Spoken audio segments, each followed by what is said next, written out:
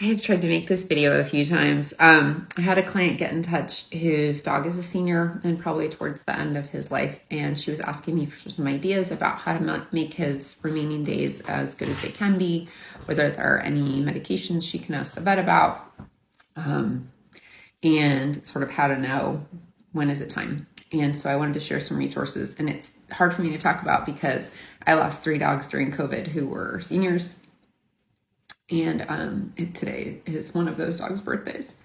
I probably should make this tomorrow. Anyway, I'm gonna get through this. So there's this fabulous person named Eileen Anderson who knows a ton about dogs, and when she wants to know more, she deep dives like you've never seen. And she has a site called Dog Dementia, and she also wrote a corresponding book. Really great if your dog is dealing with some dementia issues. And I'm going to screenshot that in a second. Also, there are various quality of life scales that you can sort of use to try to keep track from month to month and then week to week and maybe eventually day to day of how your dog is doing. Some of those are linked on Eileen's site, but my favorite one is the Journeys Quality of Life Scale, because it's very detailed.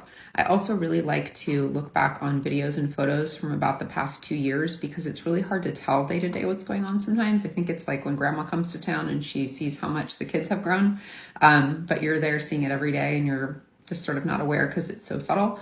So I really like looking back on old videos particularly. And, I think it's one of those things too to realize you're going to have a lot of big emotions. Your dog's going to be up 15 times at night and you're going to be cranky and tired and irritated. And then you're going to feel guilty about being irritated and sad about, time ticking down. It's a really hard thing. Sorry. Anyway, let me get onto the screenshots. But if you're dealing with an older dog, please talk to your vet. They can really help make your dog's comfort level as good as it can be, not just physically, but also mentally. There are medications that they can use to decrease anxiety that senior dogs often experience.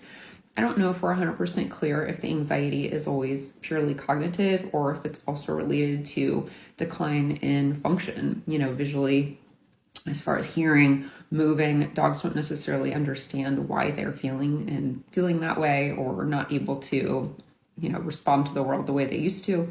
They don't respond fast enough to young dogs who get annoyed with them, and they may not understand that dynamic. So talk to your vet and get some help for your old dog. All right, check out those screenshots.